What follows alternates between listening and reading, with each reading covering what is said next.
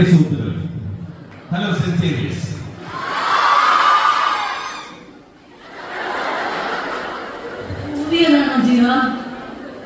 ഞാൻ തന്നെ പോവാ.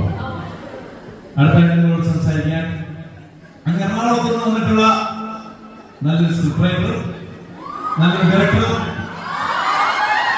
നല്ലൊരു ആക്ടർ, നല്ല വീട്ടിലുള്ളതായ Dhyan Sreenivasan. Let's welcome Dhyan.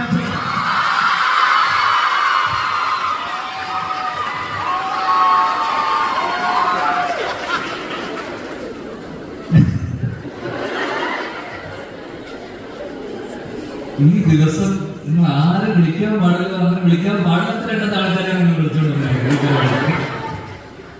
Valentine's day എന്നെ സംബന്ധിച്ചിടത്തോളം ഇന്നത്തെ ദിവസത്തിന്റെ പ്രത്യേകത പറഞ്ഞു തുടങ്ങിയേ പറ്റും.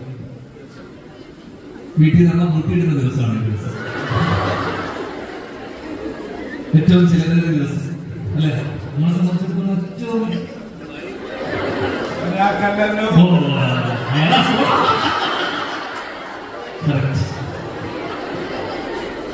പ്രണയം ഏറ്റവും മനോഹരമായ ഫിലോസഫിയാണ്. ഒന്നും സംസാരിക്കാനില്ലെന്ന് പറഞ്ഞിട്ട് 2.5 മണിക്കൂറാണ് സെൻട്രൽ സെസിൽ എടുത്തത്.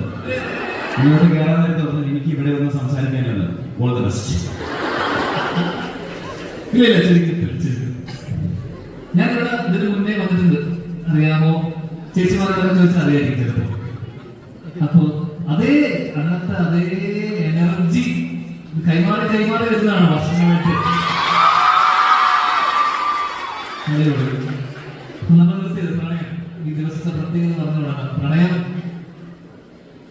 ഏറ്റവും മനോഹരമായ ഒരു ഇമോഷൻ, വികാരം. പലരോടും പലപ്പോഴും ഒരേ സമയത്ത് തോന്നിയിട്ടുണ്ട്. ഇപ്പോഴും ഇവൻ എന്നെ കാണാൻ വേണ്ടി എന്ന് പറഞ്ഞിട്ട് ഭാര്യയുടെ കള്ളം പറഞ്ഞ് പല പെണ്ണെ കാണാൻ പോകുന്ന കാര്യം ഞാൻ ഇല്ലേ?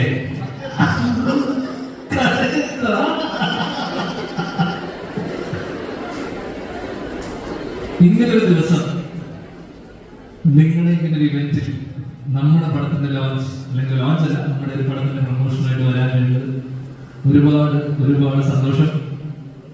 RKCയെ പറ്റി പറയുമ്പോൾ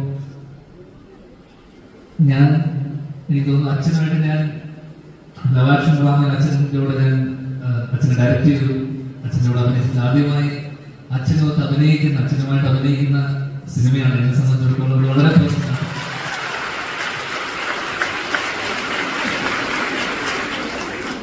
അടുത്തത് വിനയ്, വർഷങ്ങളായിട്ട് അടികപ്പേരെ എന്റെ ലവാക്ഷനിലേക്ക് നമ്മളോട് അസോസിയേറ്റ് ആയിരുന്നു. വിനയുടെ കൂടെ അസോസിയേഷൻ നമ്മളെ സിനിമകൾ ഒരുപാട് കാലമായി